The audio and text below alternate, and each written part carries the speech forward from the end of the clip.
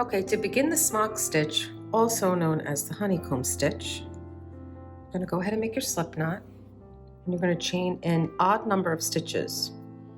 So this is 1, 2, 3, 4, 5, 6, 7, 8, 9, 10, 11, 12, 13, 14, 15, 16, 17, 18, 19, 20, and 21.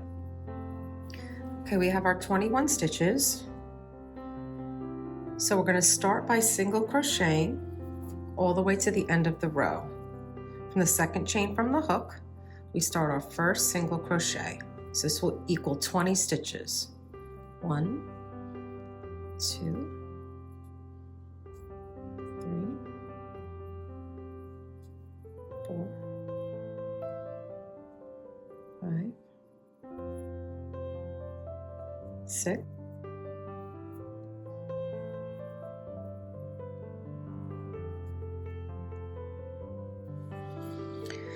've single crocheted 20 stitches, and then you're going to chain 1 and turn. In the second row, you're going to continue with a row of single crochets. So in that very first stitch, this doesn't count as a stitch, so you go right in here.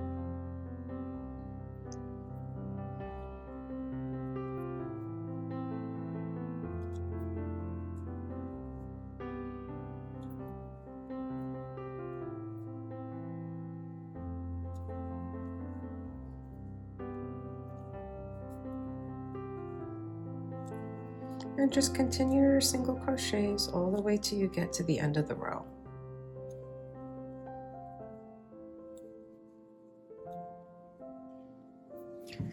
I just finished single crocheting to the end of the row, row 2. So then you're going to chain 1 and turn. In row 3, you're going to start with single crochet. This is the next single crochet. So at the very bottom of that, you're going to do an extended long single crochet. And in the next loop, you're going to do a single crochet. So it's that staggered effect. Okay, and at the bottom of the next, we're going to go to an elongated single crochet, then single crochet. You can see right here at the bottom, pull up a loop, single crochet, then a normal single crochet, then an elongated single crochet.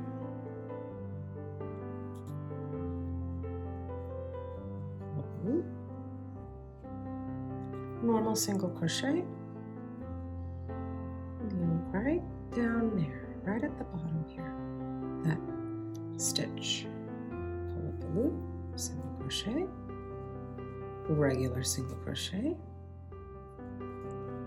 elongated single crochet, regular single crochet, elongated single crochet,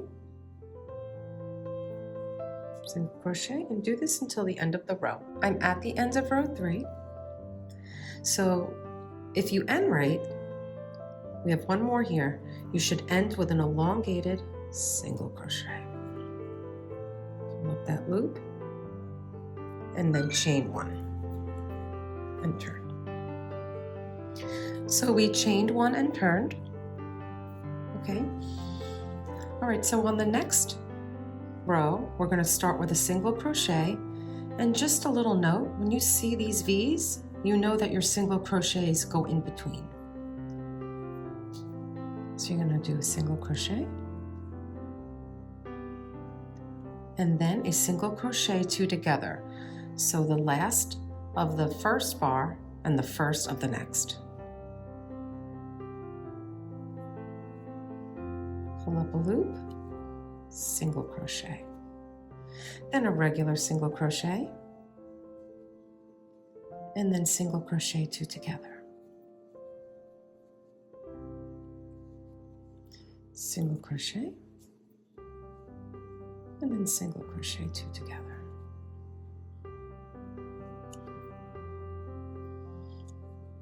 Single crochet, and under those 2 bars, single crochet 2 together. Single crochet, again, under those 2 bars, single crochet 2 together. And continue this to the end of the row.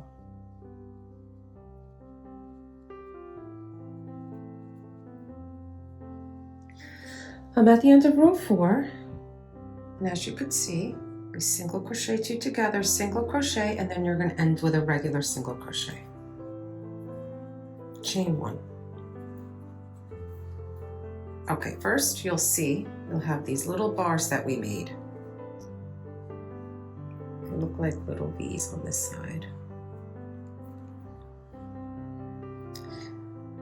So the first thing you're going to do is single crochet in the first, single crochet, and then another single crochet. So that's 2. And then you're going to find the hole that's going to take you between these 2 legs, upside down V. So you could see it looks like a little hole that's already there for you, and that's where you want to go, here, here. So you go into this hole, 2 rows down, and when you come through, you have to make sure that you're pulling through that upside down V. Pull up a loop,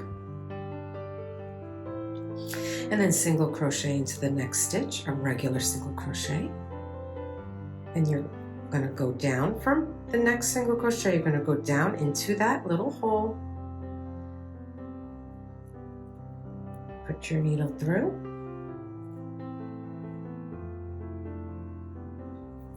pull up a loop. Next is a regular single crochet.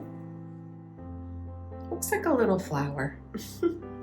You put your crochet needle there, right between those 2, like we said before, and pull up a loop, single crochet. And then you'll single crochet. And when you go to the next and you put through that hole, just make sure what you're doing is not a yarn over, it's a yarn under. So you're just basically just hooking it and pulling it through. So the lines are straight on the other side. Single crochet. So you'll see my motion. I just kind of grab it. It's called a yarn under, not a yarn over. Single crochet. And there's that little flower looking stitch. You'll go through. You'll see that it's right. And just kind of put your crochet hook right there under and single crochet.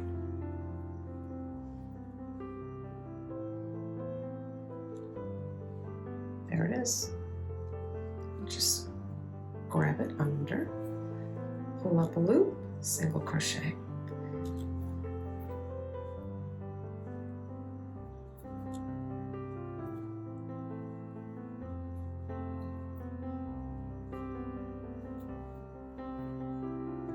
Here's that last one.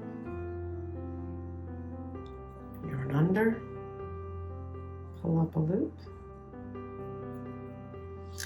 and then we end with a single crochet. Chain 1.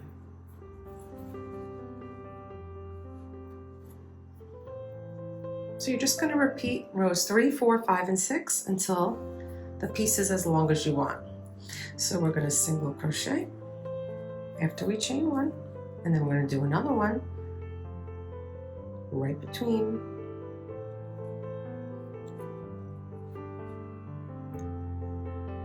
And then we do a single crochet 2 together. Single crochet, and then the single crochet 2 together. single crochet, single crochet, 2 together, crochet,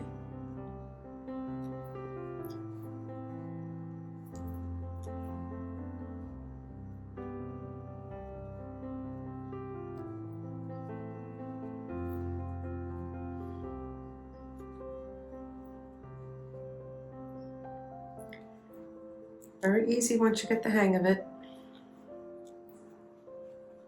I'm using a thicker yarn so you can see better than the one I originally used for the bag.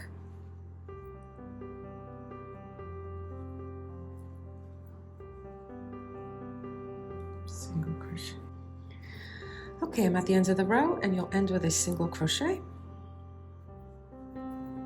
chain 1.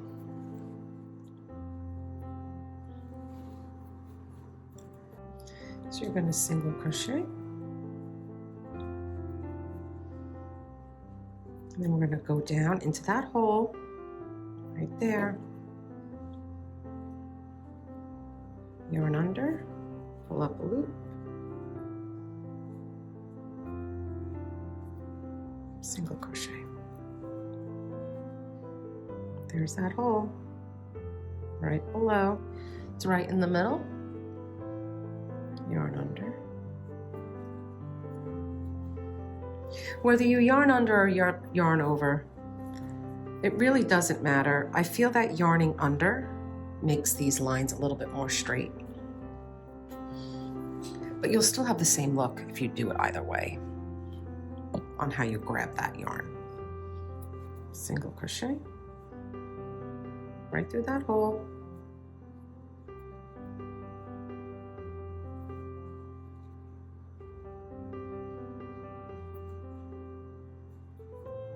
Single crochet right through the hole, and as you go, you'll know where the hole is when you see it.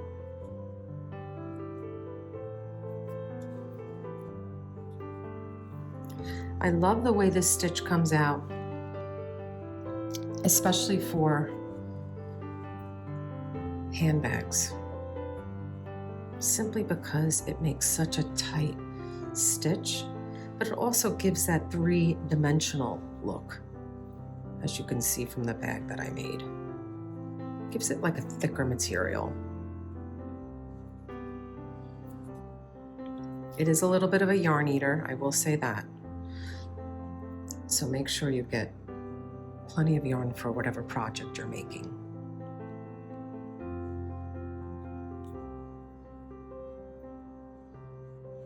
And that last one, right through that hole, yarn under, chain 1. So continue to repeat rows 3, 4, 5, and 6